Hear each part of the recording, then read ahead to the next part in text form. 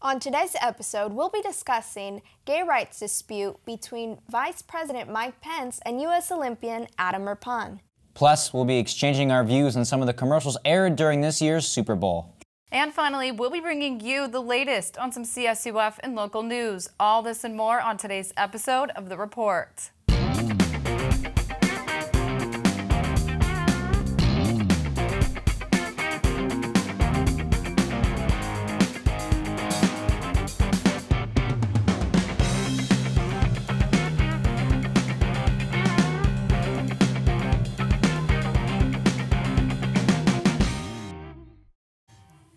Hello and welcome to The Report, Cal State Fullerton's premier source for news, views, and info. I'm Leslie Duarte. And I'm Zach Slopemaker. And I'm Shannon McKercher.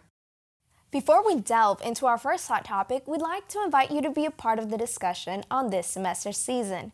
Click on the link in the caption of any of our report episodes to fill out a secure Google form with your opinion on any controversial issue that we've talked about now or in the past, as many of these issues are reoccurring and evolving, ranging from gun control to abortion, climate change, or the state of politics.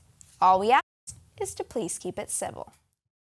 Let's move on to a topic that has been super hot this past week. The 2018 Winter Olympics are here, and they started on February 9th in Pyeongchang, South Korea.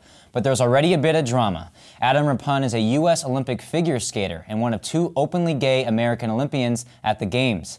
He has criticized Vice President Mike Pence for his rumored support of conversion therapy, a discredited practice that is claimed to make gay people straight. The spat began on January 17th when Rippon criticized the White House for choosing Pence to lead the U.S. delegation in the opening ceremony. Rippon said to the USA Today, quote, "You mean Mike Pence? The same Mike Pence that funded gay conversion therapy. I'm not buying it," end quote. 2 weeks later, USA Today reported that Pence's office was so concerned about Rippon's criticism that it asked to arrange a conversation between the two. However, according to the paper, Rippon stayed true to his word about not wanting to meet with Pence. In response, Pence denied that he wanted a one-on-one meeting with Rippon, but he tweeted support to the athlete, quote, "I want you to know we are here for you. Don't let fake news distract you. I'm proud of you and all of our great athletes," end quote. And he tweeted again, quote, "One reporter trying to distort 18-year-old non-story to sow seeds of division? We won't let that happen again. Hashtag fake news," end quote. Also, a Pence spokesman is on record denying Pence's support for conversion therapy. So, what do you ladies think? What do you think about Pence wanting to meet with Rippon? Is that something that you guys think was a good move on his part? I love Rippon. He just made history in medaling. He got third place as an openly gay Olympic athlete, and I love ice skating. I watched his performance. I thought he was amazing.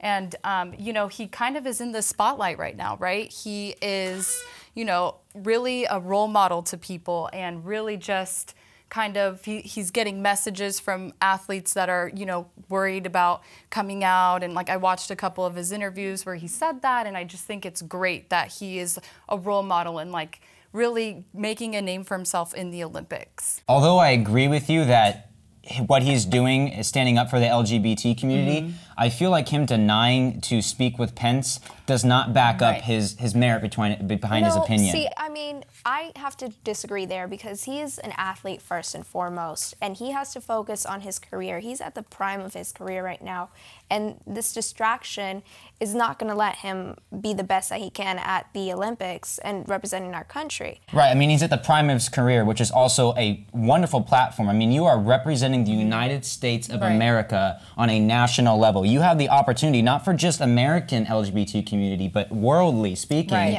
to say, this is not okay. And I mean, what he's referring to is it's almost an 18-year-old statement that Pence said, quote, "Resources should be directed towards those institutions which provide assistance to those seeking to change their sexual behavior." That is what he's referring to. In 18 years, I feel like America has changed in the as far as acceptance and understanding of the LGBT community goes, and this was a great opportunity for him to take his platform and do something with it. He denied to talk or make any sort of Right. problem But I with mean, the adversity. he also says that he did not want it to be about politics, but he simply brought this upon himself. Like you know, when Pence got invited to go to South Korea for the opening ceremony, he did make that comment. And if he strictly wanted to focus on skating, he probably maybe shouldn't have said that. I mean, it just started up a controversy. I mean, I stay with what I said. I think he should focus on his career right now and address the issue later. Right. I believe he came out with a statement saying that this is a great platform for him and that he's very proud to be the first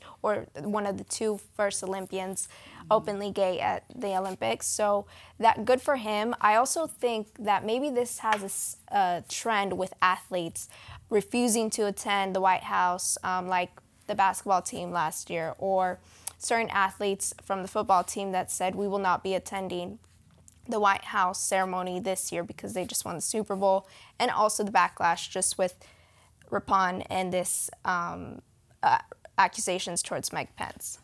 I feel like even if he declined to meet because of the circumstances, I mean, you are going into a national competition. I can imagine nerves are high.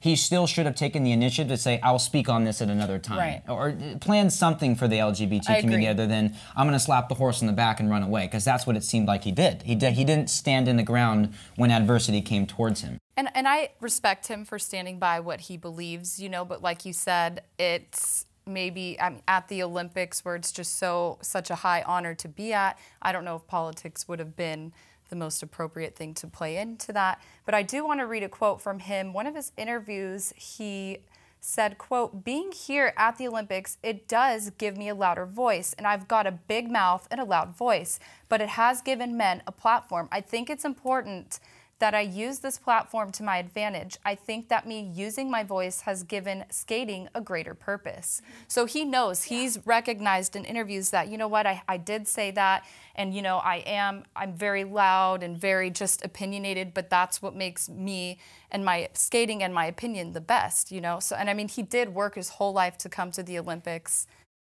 You know, and I think that the best way to come back at these accusations or to the people that disagree with him is to win gold and to go and get all the medals that he can this season for our country. And that's, I think, the best representation.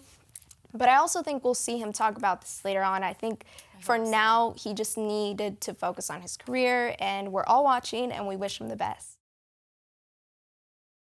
Let's move on to a second hot topic. We all know the Eagles won Super Bowl 52 this year, but another question is which brands won the ad war and which ones took a major loss? What used to be a competition within the sport has evolved into a competition between companies who are willing to pay a whopping $5 million just for a 30-second spot.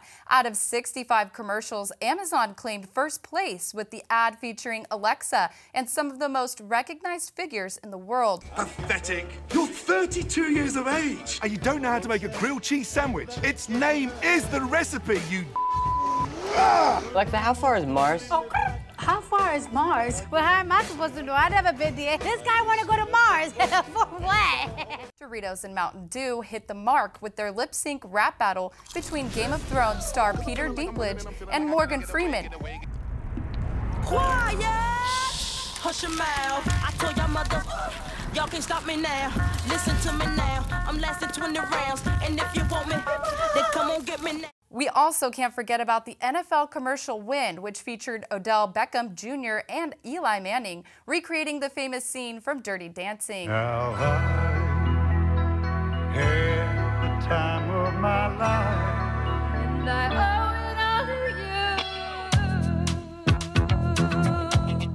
Another viewer's favorite was Tide, which was notable for its humor and creativity. It's a tie, Dad. What makes it a tie, Dad? There are no stains. Look at those clean clothes. What else would this be an ad for? Diamonds? On the other hand, other companies fell short. The Ram truck commercial faced backlash on social media for using Martin Luther King Jr.'s speech to promote their trucks. If you want to be recognized, wonderful. If you want to be great, wonderful. But recognize that he who is greatest among you shall be your servant. Diet Coke's ad titled Groove also didn't quite strike the right note. The ad ended up ranking last in USA Today's annual Super Bowl ad meter.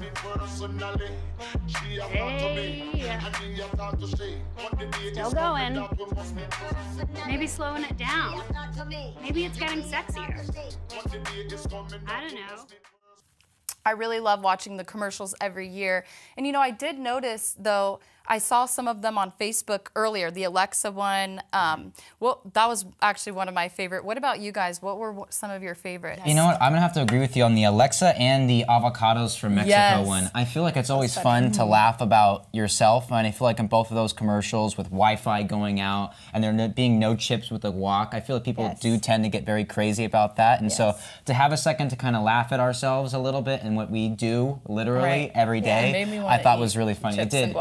My favorite was the Tide commercial. I thought that was hilarious with the different scenes, and you thought it was a different commercial. Oh, I thought. See, I like those so when creative they first and started funny. happening, and then as soon as they started doing them every single commercial break, I was like, all right, let's calm it down a little bit. We get it. We're having Tide commercials happening here, but I still agree. The very first one initially was hilarious. You didn't know where they were going with it. Right, and I also did like the which one was it? Well, I feel like over time, the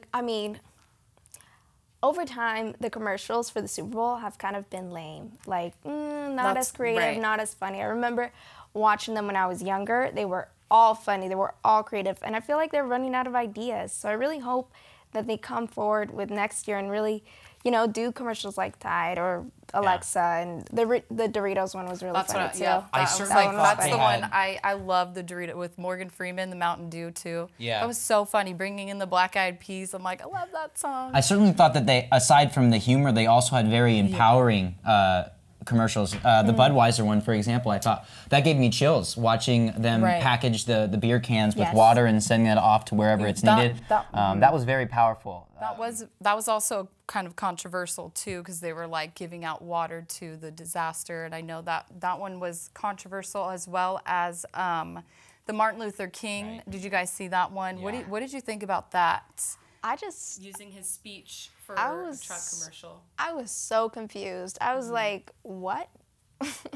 What are you guys doing trying to use a famous speaker like MLK to sell trucks? Like, how does that connect with trucks? I see how people can be sensitive to that subject. However, if you look at the purpose of that speech, which is called the drum major instinct, a lot of it has to do with serving and understanding what you can offer to people and not let other people's opinions of what you can do or should do affect that.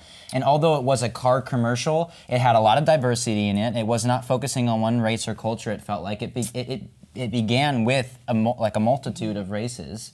And I think the whole point of the commercial is being taken a little bit too far, in the sense that what it meant was to say that, hey, we have this great product, which is, like MLK said, it's built to serve the people. It's built to serve you, just as you are built to serve the people. I mean, those were all actors. That's what we have to remember.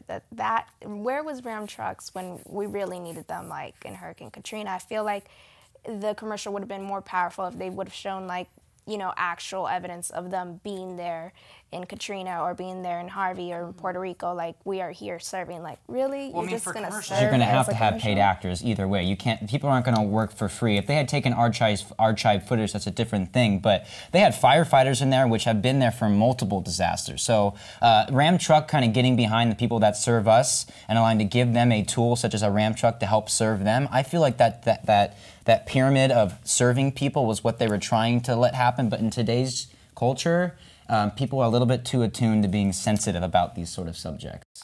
I don't know. I liked the commercial, but I do see a couple sides of it. I was kind of just like, what's happening? You know, it was so long, and there was just so many different things. A teacher teaching. It was about serving, but then I'm like, how does that relate to a truck? You know, I mean. But I don't know, I loved the speech. I mean, when I heard it, I was like, oh, Martin Luther King. It like, gave me chills. But then I watched the commercial and I was like, okay, it's a truck ad, so. I mean, I think you got to dig down into what the nitty-gritty of it is. And to me, it felt like they were giving a tool to someone to serve the people as well. So. And kind of ending this discussion, what about the worst ones? What was the worst commercial? Groove. Why? Groove. Yes, I agree. What was going on? Just dancing around. There was no context to it. That's not. Yeah. I was so confused. I was like, what is that your groove? Is that your like, Well, just it had bad its bad, taste. it had its good, as any Super Bowl. Right. Well, I definitely agree, though, that this year's Super Bowl commercials were by far the best that I've seen in years. So hopefully next year. We'll see about next year, but now let's move on to national news. Larry Nasser has been transferred to federal prison in Tucson, Arizona. On February 5th, former sports doctor Larry Nasser was sentenced to 125 years in prison for abusing 3 gifts at Twistars Gymnastics Club in Michigan. Previously, Nasser was sentenced to 175 years for abusing 7 other victims and 60 years for child pornography. In light of Nasser's case, former U.S. Olympian gymnastics coach and owner of the Twistars, John Gedfred, is now under investigation. The happiest place on earth? Sorry, Disneyland, not with those rising prices. This past weekend, tickets at Disneyland and Walt Disney World were raised. Disneyland's regular admission price raised by $7 now to $117. During peak periods, it will increase by $11, raising the price to $135. And the value ticket will cost $97. According to Fortune.com, Disney hopes that this new prices will even out crowding throughout the year and reduce the wait at the parks. Now turning to campus news, Cal State Fullerton breaks application record with 75,560 for admission in fall 2018. More than 51,000 applications are from prospective freshmen, another all-time high for CSUF. Fullerton is impacted campus for all first-time freshmen. Last year, CSUF received nearly 70,000 applications and only around 40,000 were accepted. With even more applicants for fall of 2018, there is no indication of how many students will actually be accepted. As Valentine's Day rolls around, here at CSUF, we show our love by giving back. The grand opening ceremony for Tuffy's Basic Needs Service Center will be held from noon to 2 p.m. on February 14th. The Basic Needs Center is dedicated to helping students who are experiencing hardship or emergency. Reporters Amanda Vargas and Jennifer Gerbouts have the story. In its continuous efforts to help students succeed, Cal State Fullerton opened the Titan Basic Needs Center, a place where students who are experiencing hardships can go to receive food assistance, professional clothing, hygiene products, and even in extreme circumstances, short-term housing and emergency grant funds. An official opening ceremony took place February 14th in the quad, right in front of McCarthy Hall. Many spoke at the event, including CSUF's President Burgee. My goal, first and foremost, is to make sure that you leave here with a rich education and that you graduate and that you succeed in life. To do that, we want to make sure that the basic needs can be provided for you. According to a study done by the CSU Chancellor's Office in 2015, 41% of students reported struggling with food insecurity, while more than 10% of students reported experiencing homelessness once or more within a year. Anyone can donate to the center monetary gifts as well as new hygiene products such as shampoo, toothpaste, feminine products, washcloths, deodorant, and more. The center also accepts gently used professional attire, which helps students land job or graduate school interviews. Shoes and other accessories are the only items not being accepted at this time. We also have our career closet, just through here. The center is located in McCarthy Hall in room 143 and is open weekdays from 10 a.m. to 4 p.m. Well, that's all the time we have for the report today. Stay tuned for more news, views, and info. I'm Leslie Duarte. And I'm Zach Slopemaker. And I'm Shannon McKercher. Stay fresh, Fullerton.